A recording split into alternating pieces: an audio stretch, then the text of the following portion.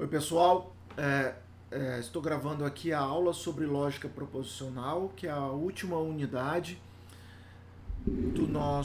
da nossa primeira etapa da disciplina de inteligência artificial. Aqui nós temos o material de referência, é o livro do Norvig, especialmente a parte do capítulo 7. Sobre base de conhecimento, uma base de conhecimento corresponde ao conjunto de sentenças em uma linguagem formal. Então veja que a gente está falando sobre a construção de um agente inteligente. As tomadas de decisão de um agente inteligente são frutos do conjunto de sentenças que formam essa base de conhecimento. E aí a gente tem uma abordagem declarativa para construir agente, onde a gente diz a esse agente o que ele precisa saber. Então, este agente ele pode perguntar a si mesmo o que fazer, onde essas respostas podem derivar da base de conhecimento, tá certo? Então, vejo que em sala de aula, inclusive, fiz algumas comparações com o próprio aspecto do ser humano, né? Onde um ser humano ele tende a ser mais inteligente quanto maior o conhecimento que ele tem. Quando a gente está falando aí da criação de agentes inteligentes, agentes lidando com inteligência artificial, de certa forma, funciona da mesma maneira. Ou seja, quanto mais sentenças, quanto mais ampla for a base de conhecimento, possivelmente esse agente ele será mais inteligente. E aí os agentes eles podem ser vistos em dois níveis diferentes, né? Tem um nível de conhecimento, onde o que eles sabem é fruto da base de conhecimento, independentemente de como são implementados. Então, aquilo que eu acabei de mencionar, um agente ele vai ser tão ou mais inteligente quanto maior a base de conhecimento que ele tiver. Isso é um aspecto. E um outro aspecto é a parte própria de implementação, onde a gente tem um conjunto de estruturas de dados que formam, que dão acesso a essa base de conhecimento. E aí a gente foca dois aspectos, a gente tem a parte da sintaxe e a parte da semântica. Vamos começar falando aqui sobre a sintaxe, né? A sintaxe da lógica proposicional define as sentenças permitidas. Lembre-se, sentenças são proposições em que a gente informa ao agente dados que a partir desses dados eles podem tomar decisões. Se vocês lembrarem do exemplo anterior, que a gente norteia aí essas explicações, frutos aí exemplos do livro do próprio Norvig, lá do mundo do Wumpus. Ou seja, quando a gente diz assim, ó, se você sentir um cheiro, você sabe que ao lado você terá o Wumpus, né, que é o monstro. Se você sentir uma brisa, então você tem uns sensores que captam esses sinais. Se esse sinal vier de uma brisa, você sabe que em uma posição ao lado vai ter um poço. E que se você seguir adiante, você pode cair no poço. Então, essa informação, esse dado, essa sentença é a partir daí que forma a base de conhecimento. Então, as sentenças atômicas elas consistem em um único símbolo proposicional, onde cada símbolo é verdadeiro ou falso. Então, nesse caso aí do Wumpus, se eu estou numa quadrícula, se eu estou numa posição lá da minha caverna, e eu percebo que naquela posição tem uma brisa, eu sei que ali ao lado tem um poço. Pode ser para cima, para baixo, para a esquerda ou para a direita. Eu não sei exatamente para que lado está, mas eu sei que em um desses lados eu vou ter um poço. Tá certo? Além das sentenças atômicas, nós temos ainda as sentenças complexas, que são aquelas derivadas a partir da combinação de sentenças simples, onde nós podemos utilizar operadores lógicos, além de parênteses. E aí vamos falar um pouco sobre os conectivos lógicos, Eu sei que possivelmente vocês já estudaram isso em várias outras disciplinas do curso, em lógica de programação, linguagem de programação, na parte matemática. Mas a gente vai repassar aqui um pouco, fazer uma breve revisão sobre isso e mostrar alguns exemplos práticos. Então, existem comumente 5 conectivos empregados, onde a gente, quando tem aí duas proposições P1 e P2, lembrando que quando a gente fala proposição aqui, a gente está tratando de sentenças, né? Então, se S é uma sentença, não S é uma sentença de negação. Então é como se eu estivesse dizendo assim, ó, se S é uma sentença, então vamos imaginar que S é uma sentença dizendo, por exemplo, que está chovendo. Não S é como se eu estivesse dizendo que não está chovendo. A operação de negação é uma operação unária. Ela recebe um valor de entrada, que é um valor falso ou verdadeiro, e faz espécie de uma inversão de valor. Se ela entra verdadeiro, ela sai falsa. Se ela entra falsa, ela sai como resultado verdadeiro. Já se eu tenho duas sentenças S1 e S2, então a operação de conjunção, representada usualmente por esse símbolo ou pelo operador AND, só vai ser verdadeira quando os dois resultados de entrada, então é um operador binário, quando os dois valores de entrada forem verdadeiros. Se S1 e S2 são sentenças, então S1 ou S2 é também uma sentença. Então vejo que na prática o que eu quero que vocês entendam é que, dado um conjunto de sentenças de entrada, eu tenho um conjunto de operadores que são os conectores e eu vou ter a saída. No caso aqui da disjunção, ela vai ser verdadeira quando S1 ou S2 for verdadeira. A gente ainda tem a implicação, então se S1, então S2, e finalmente a gente tem o operador bicondicional, né? Se e somente se. Então, dado uma sentença S1, se e somente se, uma sentença S2. Então, dado esses operadores, que isso aqui é a sintaxe, né? Então é como a gente representa isso. Tá, mas qual o valor semântico disso, né? Quando a gente está tratando do valor semântico, o que a gente está dizendo qual é o significado disso? Em termos semânticos, cada modelo especifica true ou false para cada símbolo proposicional. Então, por exemplo, se eu tiver aqui 3 proposições, P1, P2, P3, 1, eu vou ter 3 valores quaisquer. Então, vou ter, por exemplo, um valor de verdadeiro para o primeiro, um valor de verdadeiro para o segundo, um valor de falso para o terceiro. Se vocês observarem, com esses 3 símbolos, eu vou ter 8 modelos possíveis. Por quê? Eu vou ter 8 combinações. Porque se eu tenho 3 valores, eu vou ter uma lógica aqui de 2 elevado à terceira que vai dar 8 valores. É como se eu tivesse isso aqui, né, pessoal? Tá certo? Né? Se a gente for combinando, a gente vai ter aqui 8 possíveis combinações. Tá certo? Então vejo que o que isso tem, qual é a relação disso de novo com o agente inteligente? É que o agente inteligente, na hora que ele tem que tomar uma decisão, o que ele vai fazer na prática é pegar esses valores, montar as combinações possíveis desses valores, montar uma tabela e a partir daí tomar a decisão. A melhor decisão possível, tá certo? Ou eventualmente eliminar, por exemplo, decisões que já possam ser falsas. Então, com base em regras, essas regras elas são usadas para avaliar um determinado modelo. Então, por exemplo, se eu digo assim, não S, quando é que não S vai ser verdadeiro? Qual é o valor de S para que não S seja verdadeiro? O valor de S tem que ser falso. Por quê? Porque a gente não acabou de comentar que esse símbolo é um símbolo de negação, então é uma espécie de um inversor.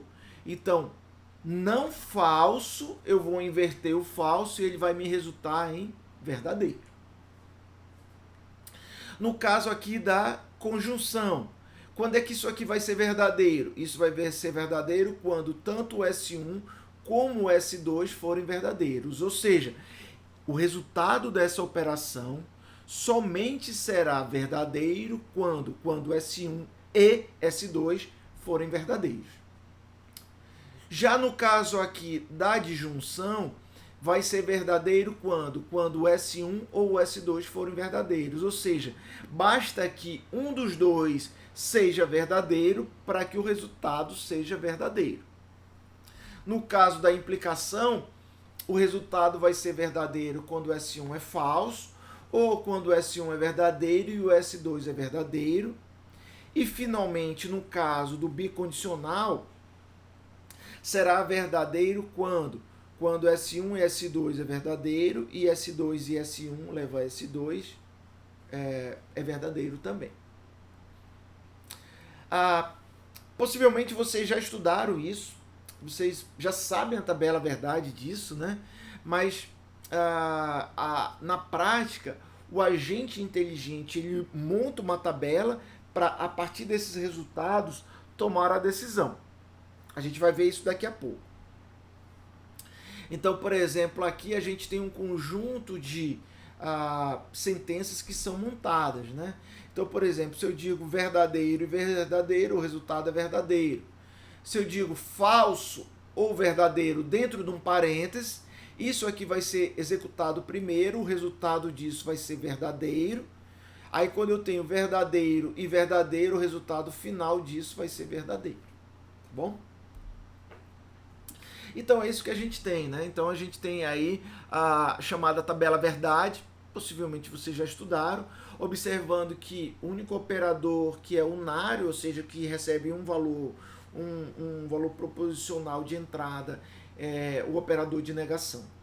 Todos os demais são operadores binários, ou seja, eles recebem dois valores de entrada, que na prática são valores de falso ou verdadeiro, e a saída é sempre um valor também lógico, um valor de falso ou verdadeiro.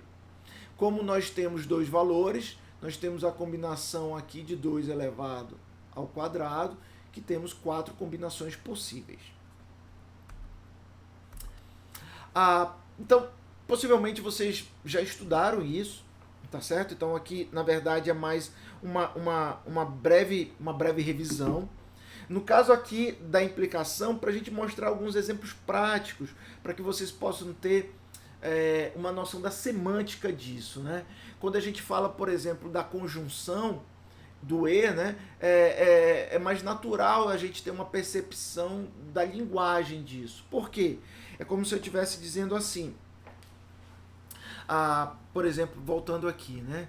No caso aqui, deixa eu apagar, por exemplo, do E. Quando é que isso aqui vai ser verdadeiro? Vai ser verdadeiro quando esse é verdadeiro e esse é verdadeiro. Exemplo, um aluno na UEA, para ele ser aprovado em uma disciplina, ele precisa ter uma nota maior ou igual a 6 e uma frequência maior ou igual a 75%. Então vejam que são duas condições para que o aluno seja aprovado, tá bom? Ele tem que ter uma média no final da disciplina maior ou igual a 6 e uma frequência, uma participação em sala de aula de 75%. Já nesse caso aqui, por exemplo, um aluno ele pode ingressar na UEA, por exemplo, via vestibular, que é uma prova que ele faz ao final do ano, ou através de um processo seletivo aí de macro, né, que o aluno ele vai fazendo provas durante o período lá que ele está no ensino médio. Então, se o aluno for aprovado via vestibular ou através de um outro sistema seriado, de uma forma ou de outra, ele consegue ingressar na universidade. Então, basta que uma das condições seja verdadeira para que o aluno ingresse na universidade, tá certo? Então, essas formas elas são mais diretas. Dito isto, vamos ver agora o caso da implicação, né? Então, Quando o P é verdadeiro, o Q é verdadeiro. Essa implicação ela é verdadeira. Exemplo disso. Então, se está chovendo, então P é verdadeiro, então o chão está molhado. Então Q é verdadeiro. O que parece muito natural, tá certo? Então, choveu, o chão está molhado, porque a água cai do céu. Então, suponha que realmente está chovendo, então, portanto, P é T, é igual a true, e aí o chão está de fato molhado. Neste caso, a implicação ela é verdadeira porque a conclusão ela está de acordo com a premissa. Já o segundo caso, o P é verdadeiro e o Q é falso. Então vejo que isso pode parecer um pouco estranho, né? Como é que, dado um P verdadeiro, isso leva a uma saída falsa, né? Como é que leva a isso, né? Então, por exemplo, se eu estou em casa, então P é verdadeiro, então a luz está acesa, é o quê? Vejo que, no caso, se eu estou em casa e a luz não está acesa, portanto, o que é falso, a implicação é falsa. Por que a implicação é falsa? Porque o que seria esperado? Se eu estou em casa, o esperado seria que a luz estivesse acesa. Como a luz está apagada, a conclusão é da implicação falsa. Vejo que no caso deste operador, este é o único caso em que a implicação ela é falsa. Todos os demais, o resultado da operação de implicação é verdadeiro. Por quê? Porque esse caso, a conclusão ela não pode ser verificável. No terceiro caso, onde o P é falso e o Q é verdadeiro, veja que também soa estranho quando você faz uma leitura disso, né? Como é que, dado uma entrada falsa, leva a uma implicação verdadeira e isso é verdade, né? Então, por exemplo, se eu for ao cinema, então P é verdadeiro, então o filme começa às 20 horas. Então o Q é verdadeiro. Vamos supor que eu não fui ao cinema, portanto o P é falso. Mas o filme começou às 20 horas. Vejo que, independentemente de eu ir ou não ao cinema, portanto o P pode ser falso, o horário do filme vai começar às 20 horas. Então, o P, essa premissa, ela independe do resultado do Q. É como se o Q ele fosse independente do P, entendem? Então, o P ele pode ser verdadeiro, o P pode ser falso, que se a saída for verdadeira, a implicação ela é verdadeira. Então, neste caso, a implicação ela é verdadeira porque, embora a premissa seja falsa, não há uma contradição. Neste caso, de um exemplo concreto, o que a gente está dizendo aqui neste exemplo é o seguinte: o filme sempre começará às 20 horas, independentemente do P ser verdadeiro, ou seja, de eu ir ao cinema, ou do P ser falso, eu não ir ao cinema. Então, neste caso, a implicação ela sempre se mantém válida, ela sempre se mantém verdadeira. E como quarto caso, o P é falso, leva a um Q falso, e nesse caso ela é verdadeira. Ou seja, se eu ganhar na loteria, eu vou comprar um carro. Então aqui é verdadeiro, isso aqui é verdadeiro. Vamos agora inverter os dois casos, né? Ou seja, se eu não ganhei na loteria, né? Então, e aí, infelizmente, não ganhei na loteria, portanto, o P é falso. E, consequentemente, eu não vou comprar um carro, né? Ou seja, o Q vai continuar sendo falso. Só que vejo que eu não ganhei na loteria, consequentemente, não comprei um carro. Vejo que, apesar do P ser falso, do Q ser falso, a implicação dela, ela é verdadeira, tá certo? Porque isso é o que faz sentido com base na decorrência da sentença de exemplo, tá bom? Então, novamente, a implicação ela é considerada verdadeira porque a premissa ela não se realizou e não há uma expectativa de que essa conclusão venha a ocorrer, tá certo? O que seria uma conclusão contraditória? Eu não ganhar na loteria e comprar um carro. Isso aqui seria uma contradição. Então, o agente inteligente, ele vai perceber que isso seria uma conclusão. Por exemplo, se eu comprei um carro, é porque eu ganhei na loteria. Caso contrário, isso não seria verdadeiro. Tá bom? E a quarta operação, que é o caso da implicação se e somente se, eu tenho que, se o P é verdadeiro, o que é verdadeiro é uma operação verdadeira. Então, por exemplo, se eu sou maior de idade, então eu tenho 18 anos ou mais. Então, vamos dizer que sou maior de idade e eu tenho 18 anos ou mais. Tá certo? Então, se isso aqui é verdadeiro, se e somente se aquilo é verdadeiro. Ou seja, eu só posso ser considerado maior de idade se eu tiver 18 anos. Então, como ambos, né, P e Q são verdadeiros, a sentença se e somente se é verdadeira. Ou seja, isso é uma questão de referência, reflexo lógico, né, consequência lógica. Tá bom? O segundo caso é quando o P é verdadeiro e o Q é falso. Um exemplo de uma sentença. Se a lâmpada está acesa, então está claro no quarto. Então, suponha que a lâmpada esteja acesa, ou seja, a P é verdadeiro, mas o quarto está escuro. Veja que nesse caso, isso aqui é falso, né? Ou seja, vamos pensar no mundo real. Se você está dentro de um quarto e a luz está acesa, o quarto ele não pode estar escuro. Então, o que a gente está dizendo neste exemplo é que a luz está acesa e o quarto está escuro. Faz sentido isso? Não. Por isso que a gente diz que neste caso, este caso leva a uma operação falsa. Esta é a conclusão que o agente lógico, o agente inteligente, vai ter a partir dessa sentença, usando esse operador.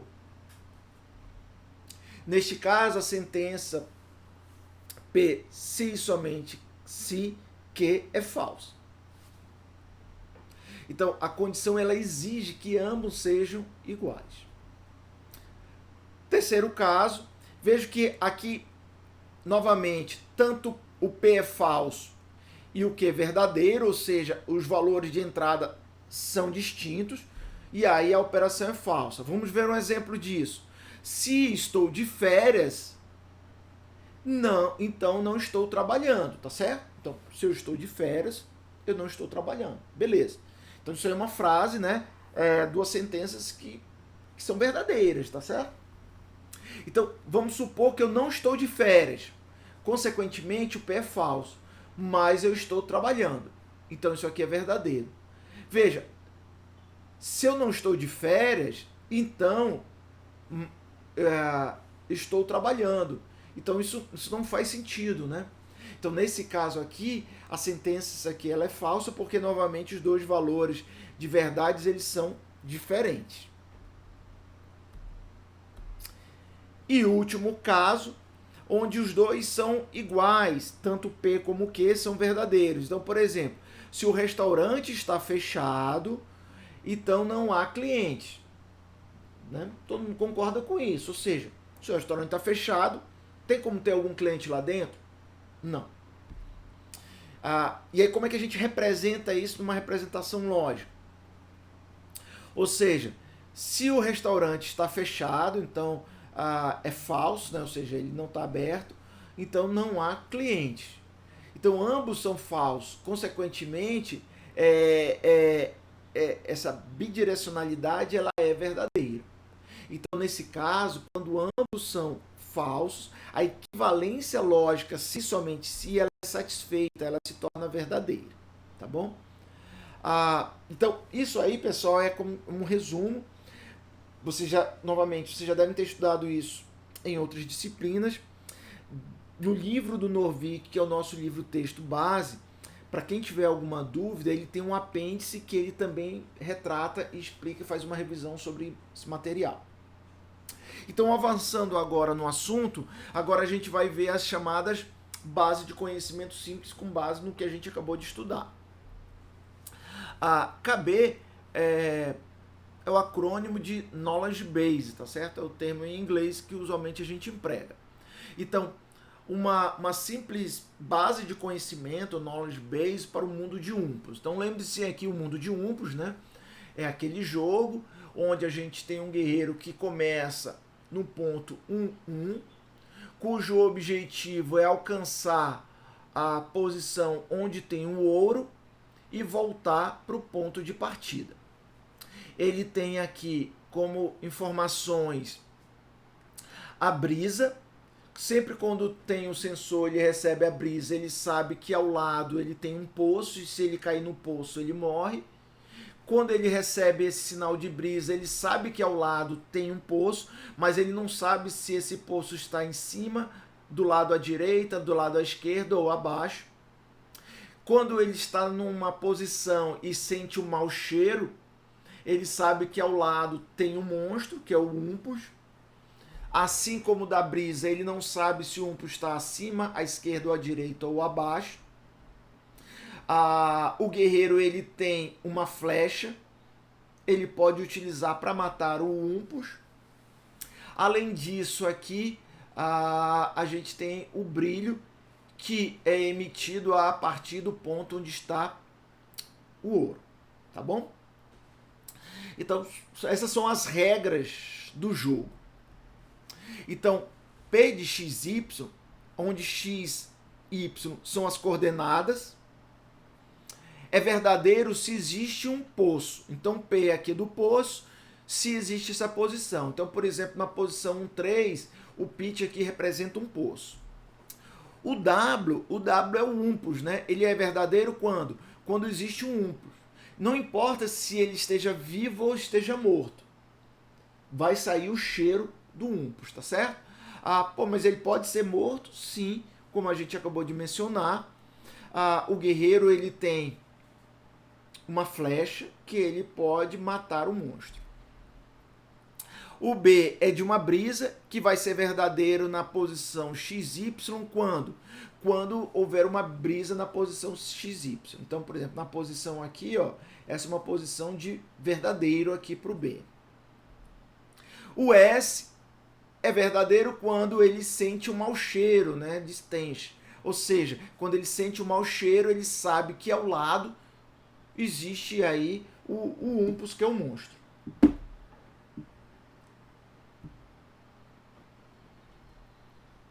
Então, vamos mencionar agora como é que seria montada essa base de conhecimento simples aí. As sentenças elas são apresentadas, elas são suficientes para se concluir, por exemplo, que uma posição tem ou não poço. Vejam, qual é o contexto aqui?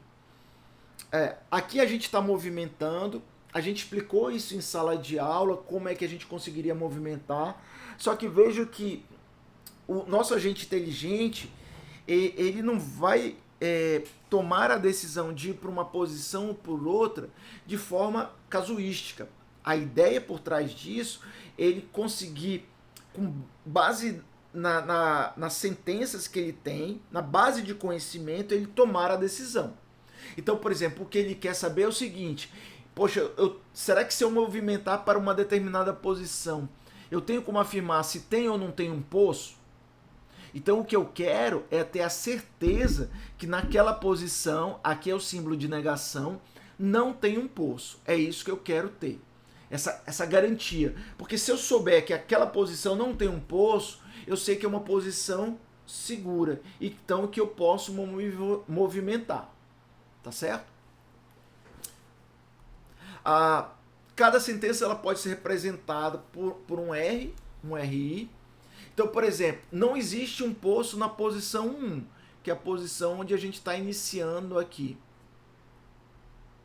Ou seja, eu posso afirmar na minha base de conhecimento que não existe, de novo, isso aqui é o símbolo de negação, que não existe um poço na posição 1.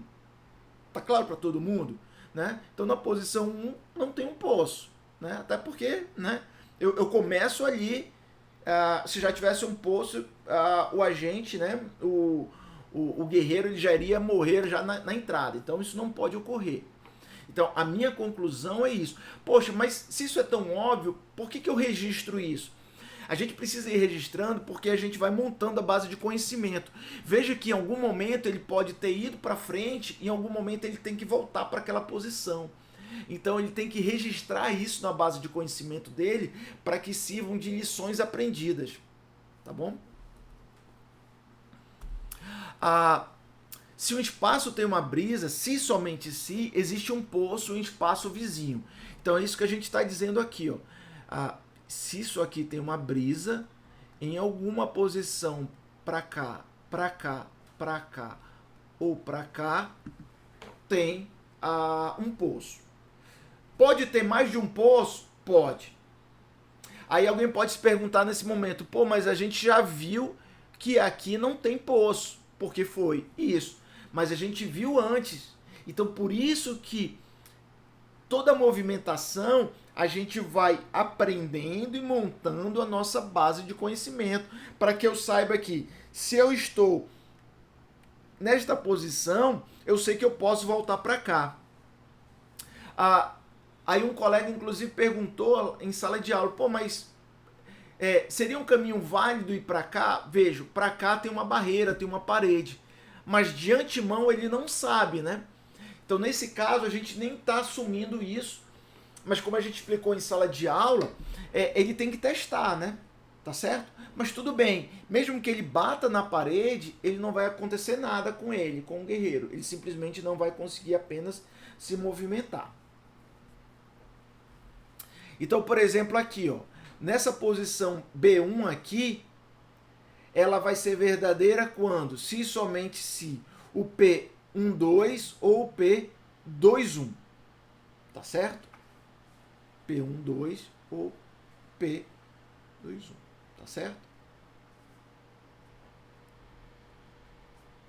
Então deixa eu só apagar aqui, ó. Veja, a gente está falando dessa posição aqui. Isso aqui só vai ter a brisa se e somente se tiver um poço aqui ou tiver um poço aqui. Tá certo? É isso que a gente está aprendendo aqui, tá certo? Ou seja, aqui teria uma brisa, se tivesse uma brisa, se e somente se tivesse um poço aqui ou aqui. Como isso aqui é falso, tá certo? Aí na segunda posição agora, na posição 2-1. Posição 2-1 é essa daqui, ó. Essa posição 2-1 aqui, ela vai ser verdadeira quando? Quando na posição 1-1, posição 2-1 ou na posição 3-1 tiver um poço. Ou seja, vai ter que ter um poço aqui, aqui ou aqui. Entendido isso? Veja, isso aqui não é verdadeiro. Para que essa sentença seja verdadeira, os dois resultados têm que ser verdadeiros. Se esse é verdadeiro, isso aqui tem que ser verdadeiro. Como é que isso aqui é verdadeiro? Como a gente está usando o ou, esse tem que ser verdadeiro, ou esse verdadeiro, ou esse verdadeiro. Então, para que isso seja verdadeiro, pelo menos um desses três precisa ser verdadeiro. Ah, professor, mas poderia ser esse e esse verdadeiro? 2? Poderia. É aquele caso que a gente mencionou, que eu poderia ter dois poços aqui, né? Um aqui e um aqui.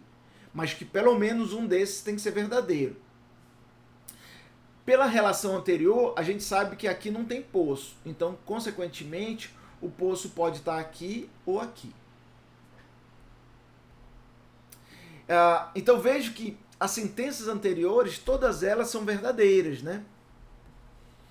Agora a gente vai incluir a sensação da brisa nos dois espaços.